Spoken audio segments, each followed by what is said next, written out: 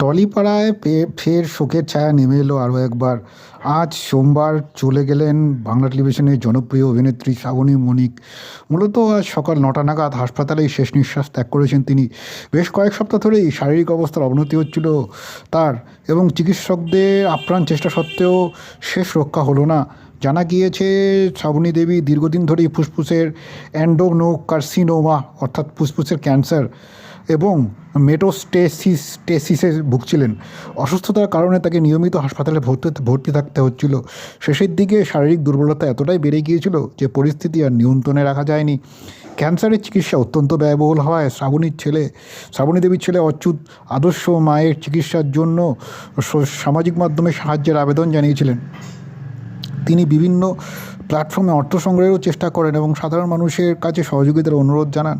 প্রায় ১২ লক্ষ টাকা চিকিৎসার খরচের কথাও তিনি উল্লেখ করেছিলেন। কিন্তু এই আবেদন নিয়ে বহু সহানুভূতি হাত বাড়িয়ে দিয়েছিলেন বহু সাধারণ মানুষ, তার কাছের অনুরাগীরা, বন্ধুরা। কিন্তু শেষ পর্যন্ত চিকিৎসা সম্পূর্ণ করা সম্ভব হয়নি।